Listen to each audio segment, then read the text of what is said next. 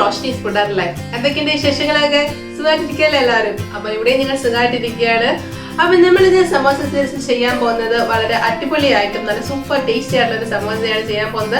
പ്രത്യേകിച്ച് കുട്ടികൾക്കൊക്കെ നല്ലൊരു പ്രോട്ടീൻ ആയിട്ട് കൊടുക്കാൻ പറ്റിയ ഒരു സമോസയാണ്. അപ്പോൾ മറ്റൊന്നുമല്ല, നമ്മളിത് ചെയ്യാൻ പോകുന്നത് ചെറുപയർ വെച്ചിട്ടുള്ള ഒരു സമോസയാണ് കേട്ടോ. അപ്പോൾ ചെറുപയർ എന്ന് പറയുമ്പോൾ ചെറുപയറിന്റെ പരിപ്പാണ് നമ്മൾ ഉപയോഗിക്കാൻ പോകുന്നത്. അപ്പം മൂങ് ദാൽ നമുക്ക് അവൈലബിൾ ആണ്, ഇപ്പൊ എല്ലാ ഷോപ്പിലും അവൈലബിൾ ആണ്. അത് വെച്ചിട്ടാണ് നമ്മൾ ചെയ്യാൻ പോകുന്നത്.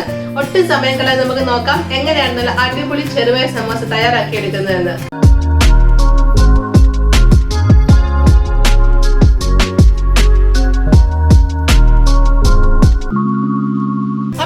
മൂങ് ദാൽ സമോസ ഉണ്ടാക്കാൻ തുടങ്ങാം. അതിനായിട്ട് ഞാനിവിടെ മൂങ് ദാൽ എടുത്തിട്ടുണ്ട്. മൂങ് ദാൽ എന്ന് പറയുമ്പോൾ നമ്മുടെ ചെറുപയറിന്റെ പരിപ്പാണ് കേട്ടോ. അപ്പം എല്ലാ കടകളിലും ഇപ്പോൾ അവൈലബിൾ ആണ്. അത് മാത്രമല്ല, നിങ്ങളുടെ ചെറുപയറാണ് ഇരിക്കുന്നതെങ്കിൽ അപ്പം ചെറുപയർ ഒന്ന് റോസ്റ്റ് ചെയ്തതിന് ശേഷം ഒന്ന് ക്രഷ് ചെയ്തെടുത്താൽ മതി. ഒരുപാടങ്ങ് പൊടിക്കണ്ട, ഒന്ന് ജസ്റ്റ് ഒന്ന് കറക്കിയാൽ മതി.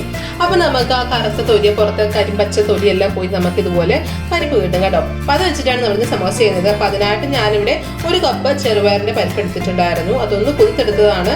അരമണിക്കൂർ അത് കുതിർത്തതേ ഉള്ളൂ. അപ്പം ഞാൻ എടുത്തിട്ടുണ്ട്. അത് നമുക്കൊരു പാനിലേക്ക് ആഡ് ചെയ്ത് കൊടുക്കാം.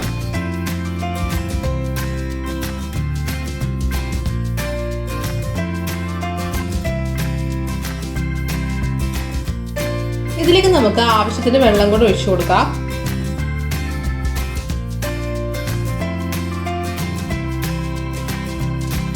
ഓൾറെഡി നമ്മൾ സോക്ക് ചെയ്തത് കാരണം അധികം സമയമൊന്നും വേണ്ടി വരില്ല നമുക്കിത് കുക്കായിട്ട് കിട്ടാനായിട്ട് കേട്ടോ. അതുകൊണ്ട് തന്നെയാണ് നമ്മളൊന്ന് സോക്ക് ചെയ്തിട്ട് എടുക്കുന്നത്. വളരെ പെട്ടെന്ന് തന്നെ നമുക്ക് കുക്കായിട്ട് കിട്ടും.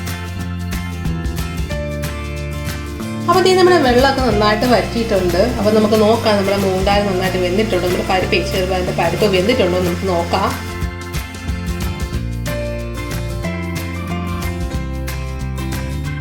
അപ്പോൾ നന്നായിട്ട് വെന്തിട്ടുണ്ട് കണ്ടോ. അപ്പോൾ നന്നായിട്ട് ഞാൻ നിൽക്കുന്ന സമയത്ത് നന്നായിട്ട് ഇങ്ങനെ വെന്തിട്ടുണ്ട് കണ്ടോ.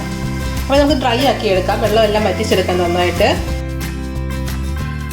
അപ്പോൾ ഇത് വെള്ളമൊക്കെ നന്നായിട്ട് വറ്റിയിട്ടുണ്ട്. ഇനി നമുക്ക് ഫ്ലെയിം ഓഫ് ചെയ്യാം.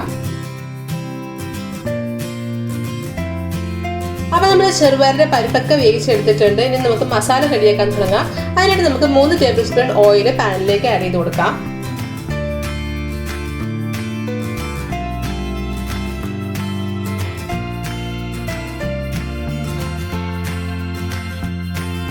അപ്പോൾ നമ്മുടെ എണ്ണയ്ക്ക് നന്നായിട്ട് ചൂടായിട്ടുണ്ട്. ഇതിലേക്ക് നമുക്ക് ജീരകം ചേർത്ത് കൊടുക്കാം.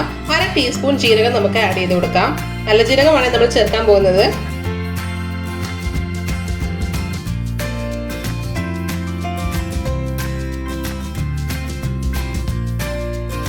അപ്പോൾ നമ്മുടെ ജീരകമൊക്കെ ഒന്ന് പൊട്ടിയിട്ടുണ്ട്. ഇതിന് നമുക്ക് സവാള ചേർത്ത് കൊടുക്കാം. അപ്പോൾ അത്യാവശ്യം വലുപ്പമുള്ള ഒരു സവാള തന്നെയാണ് എടുത്തിരിക്കുന്നത് ഞാൻ.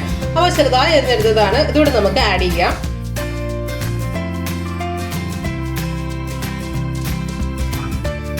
അടുത്തത് നമ്മൾ ചേർക്കാൻ പോകുന്നത് നമ്മുടെ വെളുത്തുള്ളിയാണ്. അപ്പോൾ ഒരു 6-7 അല്ലി വെളുത്തുള്ളി ഞാൻ എടുത്തിട്ടുണ്ട്. ചെറുതായി കഷ്ണങ്ങളാക്കി എടുത്തതാണ്. ഇതുകൂടെ നമുക്ക് ആഡ് ചെയ്യാം.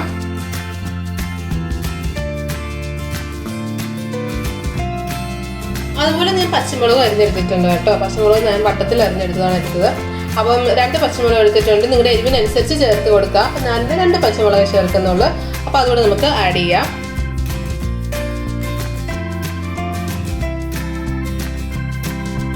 ഇനി നമുക്ക് കറിവേപ്പിലയും കൂടെ ചേർത്ത് കൊടുക്കാം.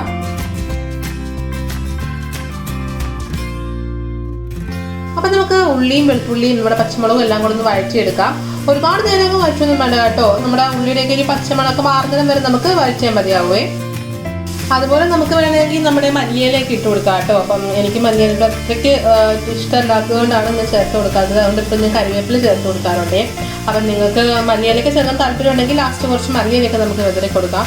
അപ്പം ഞാൻ എന്തായാലും കറിവേപ്പിലയാണ് ചേർത്തിരിക്കുന്നത്. അപ്പം നമ്മുടെ ഉള്ളിയും അതുപോലെ വെളുത്തുള്ളി എല്ലാം ഒന്ന് വഴന്നു വന്നിട്ടുണ്ട്. ഇതിലേക്ക് നമുക്ക് മഞ്ഞൾപ്പൊടിയും മുളക് പൊടിയൊക്കെ ചേർത്ത് കൊടുക്കാം. ആദ്യം തന്നെ ഒരു പിഞ്ച് മഞ്ഞൾപ്പൊടി ചേർത്ത് കൊടുക്കാം. അപ്പം നിങ്ങൾ വിചാരിക്കുന്നുണ്ടാവും ഞാൻ എന്തൊരു പിഞ്ച് ചേർക്കുന്നതെന്ന്. അപ്പം നമ്മളിത് വീട്ടിൽ പൊടിച്ച മഞ്ഞൾപ്പൊടിയാണ്. അതുകൊണ്ട് തന്നെ ഒരുപാട് ചേർത്ത് കഴിഞ്ഞാൽ നമുക്ക് ആ മഞ്ഞൾപ്പൊടിയുടെ ടേസ്റ്റ് ഭയങ്കര ഹൈലൈറ്റ് ചെയ്ത് നിൽക്കും.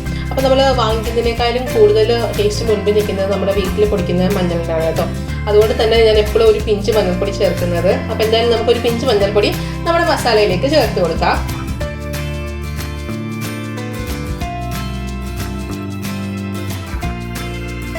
ഇനി നമുക്ക് ആവശ്യത്തിനുള്ള ഉപ്പ് കൂടെ ചേർത്ത് കൊടുക്കാം. ഇതുവരെ നമ്മൾ ഉപ്പൊന്നും ചേർത്ത് കൊടുത്തിട്ടില്ലായിരുന്നു. ഇനി നമുക്ക് ഉപ്പ് ചേർത്ത് കൊടുക്കാം.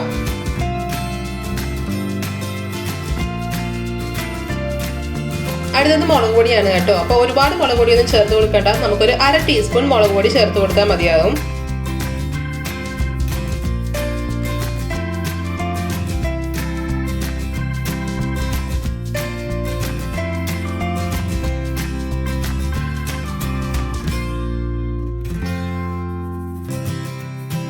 അപ്പം നമ്മുടെ മസാലയൊക്കെ ഒന്ന് വഴന്ന് വന്നിട്ടുണ്ട്. ഇതിലേക്ക് നമുക്ക് വേവിച്ച് വെച്ചിരിക്കുന്ന ചെറുപയറിന്റെ പരിപ്പ് കൂടെ ചേർത്ത് കൊടുക്കാം.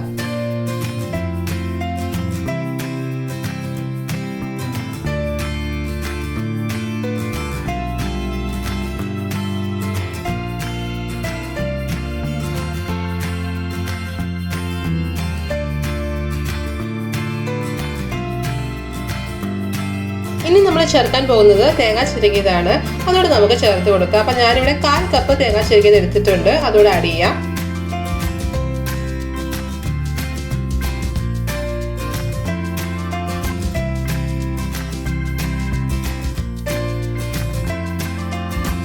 അപ്പം നമുക്ക് വെള്ളം തന്നെ ഒട്ടും ഇല്ലാതെ തന്നെ ഡ്രൈ ആക്കി എടുക്കാം നമ്മുടെ മസാല.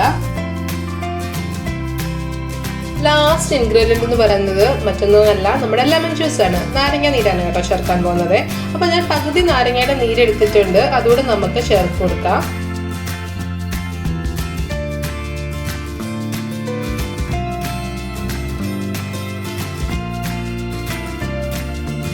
അങ്ങനെ നമ്മുടെ സ്റ്റഫിങ് ഇവിടെ റെഡി ആയിരിക്കുകയാണ്. ഇനി നമുക്ക് മൈദ പേസ്റ്റ് ഉണ്ടാക്കിയെടുക്കാം. അതിനായിട്ട് 3 ടീസ്പൂൺ മൈദ നമുക്ക് ബൗളിലേക്ക് ആഡ് ചെയ്ത് കൊടുക്കാം. ഇതിലേക്ക് നമുക്ക് അല്പം വെള്ളം കൂടെ ചേർത്ത് നല്ല പേസ്റ്റ് ആക്കി എടുക്കാം.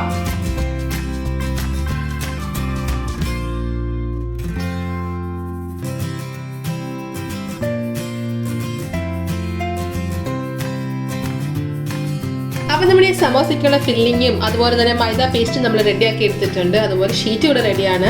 അപ്പം ഞാനിവിടെ റെഡിമെയ്ഡ് ഷീറ്റാണ് യൂസ് ചെയ്യുന്നത്. അപ്പം നിങ്ങൾക്ക് ഷീറ്റ് വീട്ടിലുണ്ടാക്കാനായിട്ട് ഞാൻ നേരത്തെ നമ്മുടെ എഗ് സമോസ ചെയ്തപ്പോഴും ഓണിയൻ സമോസ ചെയ്തപ്പോഴൊക്കെ ഞാൻ ഷീറ്റ് ഉണ്ടാക്കുന്നത് കാണിച്ചിട്ടുണ്ട്. അപ്പം ഞാൻ നിങ്ങൾക്ക് വീഡിയോ ഡിസ്ക്രിപ്ഷനിൽ കൊടുത്തേക്കാം. അപ്പോൾ ആരെങ്കിലും കാണാൻ വിട്ടുപോയിട്ടുണ്ടെങ്കിൽ കാണണേ. ഇനി നമുക്ക് ഫില്ലിംഗ് ഒക്കെ വെച്ച് കൊടുക്കാം. അപ്പം നമുക്ക് ഫോൾഡ് ചെയ്തെടുക്കണം ആദ്യം തന്നെ. അപ്പോൾ ഒരു കോർണറിൽ നിന്ന് ഒരു കോർണറിലോട്ട് നമുക്കിങ്ങനെ ഫോൾഡ് ചെയ്ത് കൊടുക്കാം.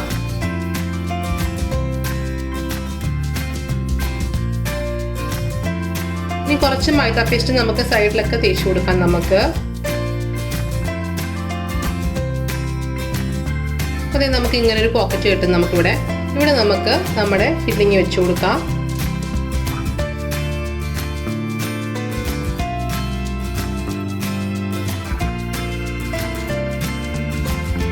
ഇനി നമുക്ക് സൈഡിലൊക്കെ മൈദ പേസ്റ്റ് നന്നായിട്ട് തേച്ച് കൊടുക്കാം.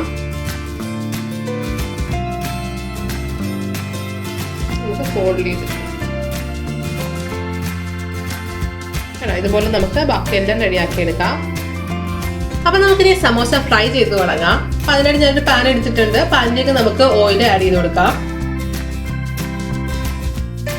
അപ്പം നമ്മുടെ എണ്ണ നന്നായിട്ട് ചൂടായിട്ടുണ്ട്. ഇതിലേക്ക് നമുക്ക് തയ്യാറാക്കി വെച്ചിരിക്കുന്ന സമോസ ഓരോന്നോരോന്നായിട്ട് ചേർത്ത് കൊടുക്കാം. അപ്പോൾ സമോസ ഫ്രൈ ചെയ്യുന്ന സമയത്ത് ടെമ്പറേച്ചർ മെയിൻറ്റെയിൻ ചെയ്യാൻ പ്രത്യേകം ശ്രദ്ധിക്കണം കേട്ടോ. അപ്പോൾ ആദ്യം തന്നെ നല്ല ഫ്ലെയിമിൽ ഇട്ട് എണ്ണ നന്നായിട്ട് ചൂടാക്കി എടുക്കുക. അതിനുശേഷം നമ്മുടെ സമോസ ഇട്ട് കൊടുക്കുക കേട്ടോ. പിന്നീട് നമ്മുടെ ടെമ്പറേച്ചർ ഒന്ന് കുറച്ച് വെച്ചേക്കുക. ഫ്ലെയിം ഒന്ന് കുറച്ച് വെച്ചിട്ട് മീഡിയം ഫ്ലെയിമിൽ വെച്ചിട്ട് ഒരു 4 തൊട്ട് 5 മിനിറ്റ് വരെ ഒന്ന് ഫ്രൈ ചെയ്തെടുക്കുക. അതിനുശേഷം ഹൈ ഫ്ലെയിമിൽ ആക്കിയതിന് ശേഷം മാത്രം നമ്മുടെ സമോസ എണ്ണയിൽ നിന്ന് കോരി മാറ്റാം. അങ്ങനെ നമ്മുടെ 2 സൈഡും നമ്മൾ നല്ല ക്രിസ്പി ആക്കി എടുത്തിട്ടുണ്ട്. ഇനി നമുക്ക് എണ്ണയിൽ നിന്ന് സമോസ കോരി മാറ്റാം.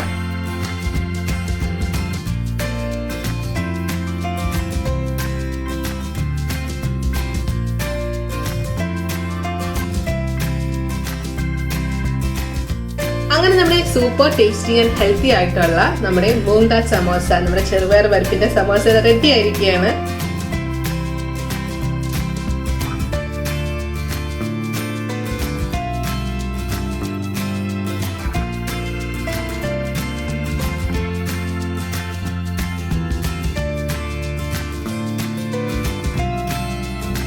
അപ്പൊ എങ്ങനെയുണ്ടായിരുന്നു നമ്മുടെ സമോസ?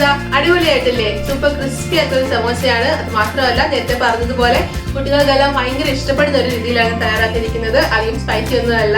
അപ്പൊ എല്ലാവരും ട്രൈ ചെയ്ത് നോക്കുക. ട്രൈ ചെയ്ത് നോക്കിയിട്ട് നിങ്ങളുടെ അഭിപ്രായങ്ങളൊക്കെ കമന്റ് ബോക്സിൽ ഇടുക. വീഡിയോ ഇഷ്ടമായി കഴിഞ്ഞാൽ ലൈക്ക് ചെയ്യുക, ഷെയർ ചെയ്യുക. അതിനുവേണ്ടി വീഡിയോസ് കാണുന്നവരുണ്ടെങ്കിൽ ചാനൽ സബ്സ്ക്രൈബ് ചെയ്യാനും വിട്ടുപോകട്ടോ.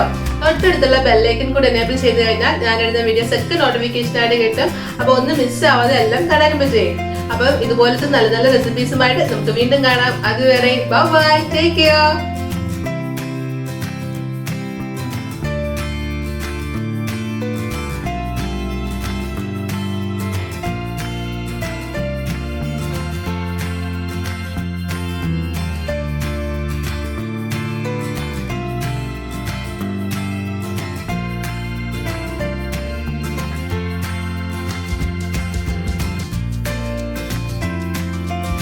രുചിയുടെ വർണ്ണങ്ങൾ നിങ്ങളുടെ മനസ്സ് നിറയ്ക്കട്ടെ. സ്നേഹത്തോടെ റോഷ്നീസ് ഫുഡ് ആൻഡ് ലൈഫ്.